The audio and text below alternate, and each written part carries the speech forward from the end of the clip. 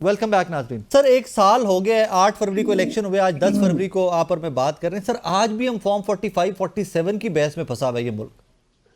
देखिए even governor Punjab जिन्होंने vote दिया आपके वजीर आजम को, पीपल्स पार्टी, उनके गवर्नर ने कह दिया कि फॉर्म 47 की कम।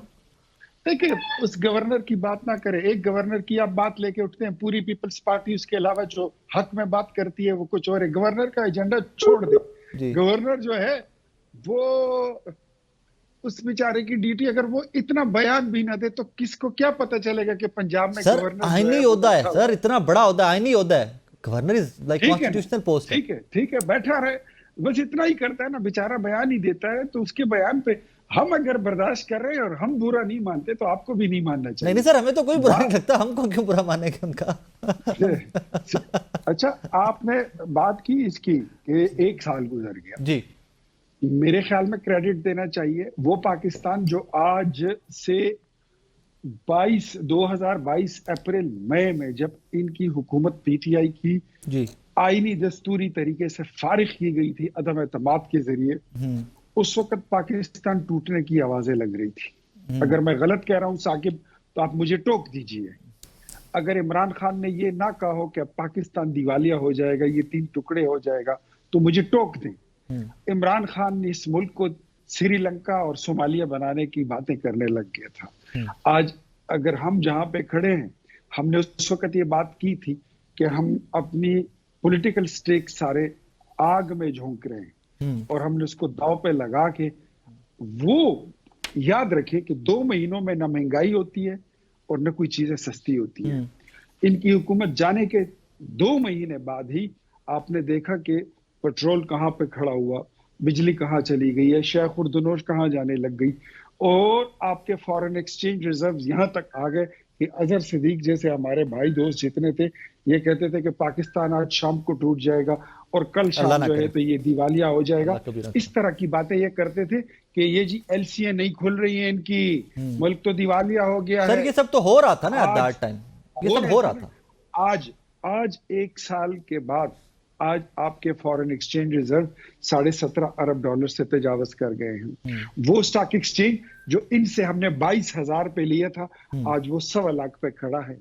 आज वो इन्फ्लेशन जिसकी ये ऐसे ढोल पीटते थे ना, ढोल गले में डालकर ये पीटते होते थे कि जी महंगाई 34% पे पहुंच गई है, महंगाई 36% वो भी हुई थी सर, ऑन रिकॉर्ड हुई थी। आज सिंगल डिजिट पे 4 और 5% पे आ चुकी है। सर वैसे आज की खबर है, आज सारे अखबारों ने लगाई है, घी और चीनी फिर महंगी हो गई। रमजान की आमद है। ये देखिए, मेरी बात सुने, ये लोकल न्यूज को आप इंटरनेशनल न्यूज और बड़ी न्यूज के साथ मत। सर मैं आम आदमी हूं ना सर, मैंने चाय पीनी है, मुझे चीनी चाहिए, पत्ती चाहिए, खाना बनाना है, घी चाहिए। सर मैं तो आम आदमी हूं ना। मैं भी आम आदमी हूं। मैं आसमान से नहीं उतरा, मैं मरीख पे नहीं रहता, किसी जमीन पे रहता हूं और मुझे भी जमीन तो के सर मैं तो अपनी जरूरतों की बात करूंगा ना आपसे। सुन लेना, आप किसी दूसरे बाजार में चले जाएं, वहां जहां पे सस्ता मिलता है सर, और हम उसके लिए सस्ता बाजार भी लगा रहे हैं।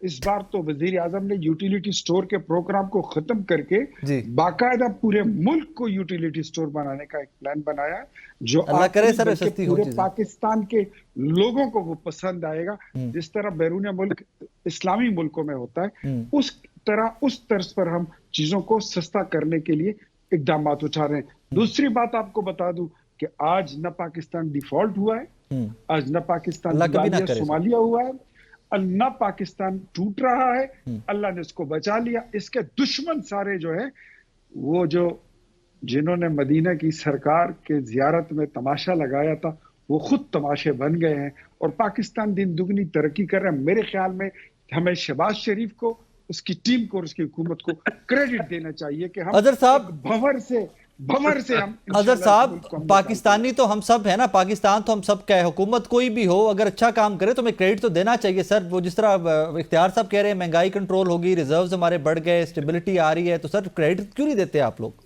अच्छा मैं बताऊं आपको, कभी आपने सोचा है कि आज आपके साथ इंडिया है ना जी, ₹3.18 का रुपया है उनका, हमारे ₹3.18 बनते हैं जी। मुझे अच्छी तरह याद है कि हमारा ₹1 होता था, 90 पैसे होते थे, उनका ₹1 होता था। सर वो छो, तुम बांग्लादेश की गल करो, टके की गल करो। मैं अब चले चले अफगानिस्तान चले जाते हैं ना। अच्छा। जब हम गए थे $140 था जी पेट्रोलियम की कीमतें कंट्रोल थी, महंगाई कंट्रोल थी, एक्सपोर्ट आपकी कहां चली गई थी, लोकल इंडस्ट्री बूम कर रही साकिब इनसे सिर्फ इतना पूछ ये लें जो बैठ कि कर जब ना ये आए थे जिनको उस वक्त टिकटॉक क्या की रेट थे? तस्वीरें बनाकर- सर उसका भी कंपैरिजन कर दीजिए थे। टिकटॉक पे तस्वीरें बनाकर, अखबार में बड़े बड़े आधे सफे का तस्वीर लगाकर, कौम का अरबों रुपया जाया करके, कोई पूछने वाला ही नहीं इनको। यानी अखबारी इश्तेहार के अलावा कोई है? अभी देखे हैं, अभी आप देखिएगा रमजान आने वाला है ना, मैं पिछले 20 सालों से कोशिश कर रहा हूं कि चीनी की कीमतें कंट्रोल हो जाएं, आटे की कीमतें कंट्रोल हो जाएं। अभी ये आपके सामने है चीनी का क्या हाल है, घी की देखे ताजा तरीन कीमत क्या हो चुकी है यार, खुदारा महंगाई। अच्छा क्या, अच्छा मिसाल क्या देते हैं, यानी 3 सालों से तो ये महंगाई कंट्रोल ना कर सके, आगे आप बताएं सिंगल डिजिट पे आ गए, और सिंगल डिजिट पे तो कागजों में आपके अपने सरकारी महकमे हैं। अवाम से पूछे जाकर, आईना निकालें अवाम के साथ, रेफरेंडम करा लें इसके ऊपर। सर जाते जाते ये बताइए मुझे अदर साहब, साल हो गया फॉर्म 45 47 की बहस के, अगले आगे भी सुननी है मैंने और पाकिस्तान के मामले। देखिए मैं एक बताता हूँ आपके सामने, आप जरा बात को समझिएगा जी। इस मुल्क का दिवालिया कर छोड़ा है, इस मुल्क का सत्यानाश कर छोड़ा है। एक अदलिया बची थी, अदलिया का भी अब दुआए मगफरत कर सकते हैं उसके लिए। सर मैं उसमें दुआए मगफरत में आपके साथ शामिल हूं, और मैं साथ ये भी शिकवा भी करूंगा, या मैं ये अपनी ऑब्जर्वेशन भी रखूंगा कि आज मुझे ILF और पाकिस्तान तहरीक इंसाफ या सिविल सोसाइटी वकला के साथ नजर कोई नहीं आई डी चौक में। नहीं यार देखिए ये बात नहीं है, बात बड़ी वाज़ेह है। अभी अब लाइव मूवमेंट शुरू हो रही है ना, तब देखिएगा। हमने तो बताना ये था, कल यही आना था कि ILF सारी आ गई, बाकी वकला नहीं थे। आज आप जैसे लोग ना, एक इंडिपेंडेंट राय रखने वाले लोग बता रहे हैं ना। और सर ILF ने कॉल दे रखी थी, साथ जाना है, आप लोगों ने कॉल दे रखी थी। सुने ILF के देखिए जो लोग मौजूद थे वहां पर, वो अपनी जगह आने वाले दिनों में देखिएगा ना, लेकिन बात जो है ना, हमने ये चीज एस्टेब्लिश कर दी कि आम आदमी। साकिब जरा मैं फाइनल कमेंट देना चाहूंगा के पीछे है, और इंशाल्लाह बेफिक्र रहिएगा। याद रखिएगा 26वीं तरमीम रहने दी, जिन चेहरों ने ये बनाया उनके चेहरों पे स्याही मली जानी है, और ये अदालतें सिर्फ एक सहारा थी। अब मैं आप बता दें वो कितने केसेस खत्म हो गए, जो बड़ा बात नहीं, पेंडेंसी वाला तो उधर का उधर है, पेंडेंसी वाला इशू तो वहां का वहां है। ये वो आईनी बेंच बनाने थे, हाईकोर्ट में क्यों नहीं बनाए? लाहौर हाईकोर्ट नहीं बना, इस्लामाबाद हाईकोर्ट नहीं बना, और वो आई थिंक सिग्नल का जी। इख्तियार साहब आप कुछ ऐड करना चाह रहे थे?